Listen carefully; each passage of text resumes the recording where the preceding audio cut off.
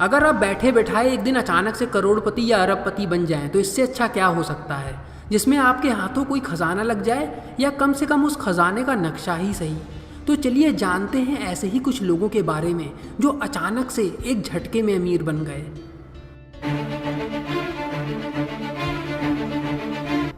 Well puke. Well मछली की उल्टी जिसकी कीमत 42,91,875 रुपये थी। वेल की उल्टी को खास तौर पे एम्बर्गिस कहा जाता है और इसको इतना खास नाम देने की वजह है कि इसको तैयार होने में समुद्र की सतह पर 20 साल तक लग जाते हैं।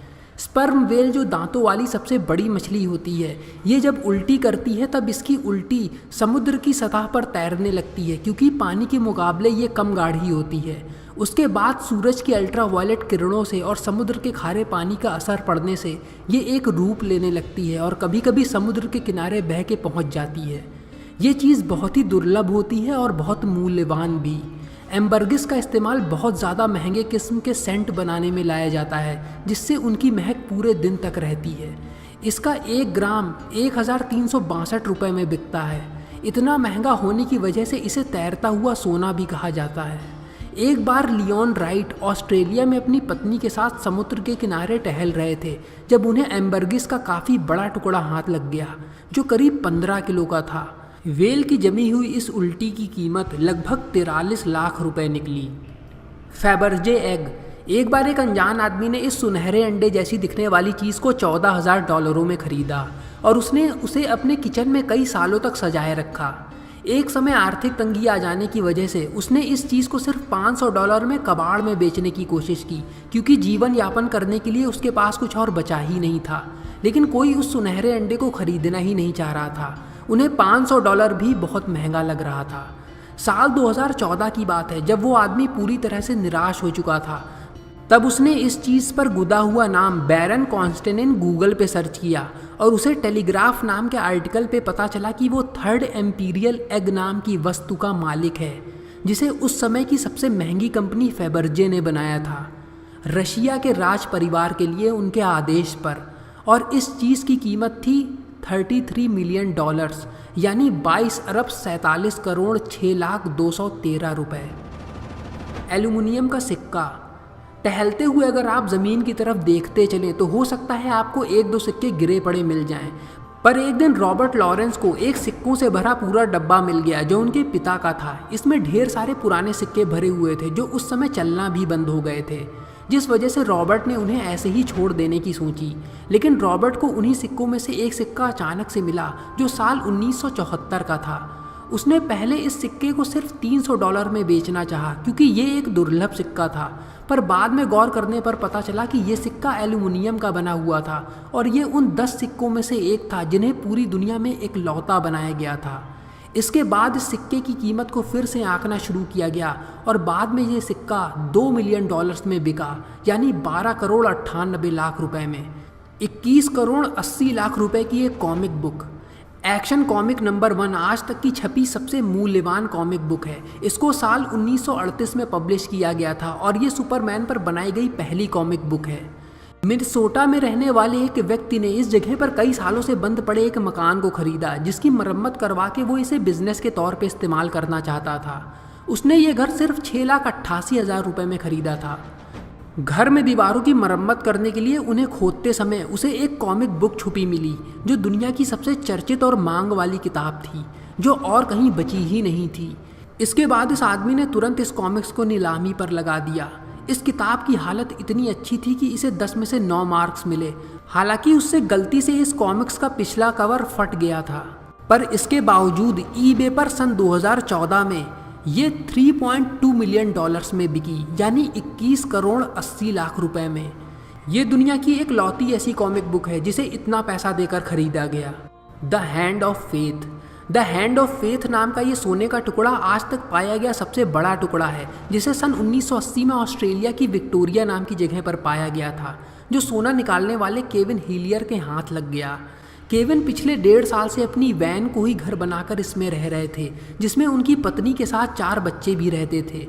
केविन की पत्नी बेथ भगवान में बहुत आस्था रखती थी और प्रार्थना करती थी कि उनके परिवार की मुश्किलें दूर हों और जीवन आसान बने।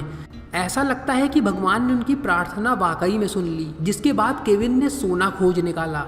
केविन एक जगह पर ज़मीन पे मेटल डिटेक्टर से कुछ खोज रहे थे जब मेटल डिटेक्टर उनका अचानक से बंद हो गया। उनको ऐसा लगा जैसे ज़मीन के नीचे कोई ठोस चीज़ गड़ी हुई है। उन्होंने जैसे ही वहाँ पर खोदना चालू किया, उन्हें 1.5 फीट नीचे गड़ा एक सोने का बेडौल सा काफ़ी भारी टुकड़ा गड़ा मिला। केविन और बेथ ने उस टुकड़े को तुरंत अपनी वैन के अंदर रख लिया और इस चीज़ को हैंड ऑफ फेथ का नाम दे दिया, मतलब आस्था का हाथ। ये देखने में भी एक पंजे जैसा ही लगता है, जैसे ये किसी को आशीर्वाद दे रहा हो। इस घटना से केविन और बेथ को ऑस्ट्रेलिया में काफ़ी पॉपुलैरिटी भी मिली और उन्होंने इसे लास वेगास के गोल्डन नगेट कैसीनो को $1 मिलियन में बेच दिया, जहाँ पे ये आज भी सजा हुआ रखा है। 9 करोड़ की पेंटिंग। कुछ पेंटिंग्स काफ़ी महंगे दाम पर बिक जाती हैं, पर ज़्यादातर पेंटिंग्स जो हमारे घरों में लगी रहती हैं उन्हें मामूली दाम पर ही खरीदा जाता है। ऐसे ही विस्कंसिन में रहने वाले एक दंपति के घर में एक पेंटिंग कई सालों से लगी हुई थी, पर उन्हें ये नहीं पता था कि इसको बनाया किसने है। उनको बाद में कुछ शक और एहसास हुआ कि इसको क्या famous painter Vincent Van Gogh ने बनाया है, पर तब भी वो इसको कई सालों तक नज़रअंदाज करते रहे। वो इसको डुप्लीकेट ही समझते रहे क्योंकि इसको उन्होंने कुछ ही डॉलर्स में ख़रीदा था।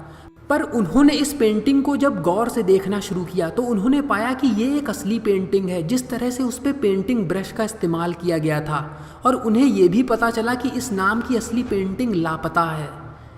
इसके बाद उन्होंने इस पेंटिंग की जांच करवाई, जिसमें पता चला कि उन्होंने उस असली पेंटिंग को ही सिर्फ कुछ डॉलर्स चुका के ही खरीद लिया था।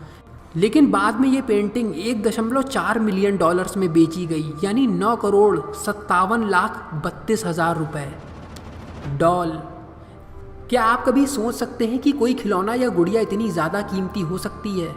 पर एक बार न्यूयॉर्क में जॉर्ज और बेटी डेविस दंपति अपने नए खरीदे हुए घर की अटारी की सफाई कर रहे थे जब उन्हें वहाँ पे एक गुड़िया पड़ी मिली। उनको कोई अंदाज़ा नहीं था कि ये वहाँ पर कैसे पहुँची, पर दोनों को ही इन सब चीज़ों को इकट्ठा करने का शौक़ था, तो दोनों को लगा कि किसी ने कभी इसे ख़रीदा होगा। उन्होंने कभी जानने की कोशिश ही नहीं की कि इसे यहाँ पर लाया कौन, पर इन चीज़ों में दिलचस्पी रखने की वजह से उन्होंने इस गुड़िया की कीमत का पता लगा लिया। ये गुड़िया दरअसल एक फैब्रिक ज्वेलरी कंपनी फेबर्जे के द्वारा बनाई गई थी, जो दुनिया के सबसे महंगी ज्वेलरी बनाने वाली कंपनी थी। पर उससे ज़्यादा आश्चर्य की बात ये थी कि इसे फेबर्जे ने निकोलस द्वितीय सार ऑफ रशिया के लिए बनाया था, जिसने इसे बहुत ही दुर्लभ और मूल्यवान बना दिया। और इसकी वजह से इसकी कीमत का आकलन करने के बाद इसे $5.2 मिलियन में बेचा गया, यानी 35,42,10,797 रुपये। मोती। मोती वैसे तो कीमती होते ही हैं, पर एक मोती जो ज़रूरत से ज़्यादा बड़ा हो उसकी कीमत का आप क्या अंदाज़ा लगाएंगे? एक बार एक मछुआरा फिलीपीन के पलावन नाम के द्वीप पर मछली पकड़ रहा था।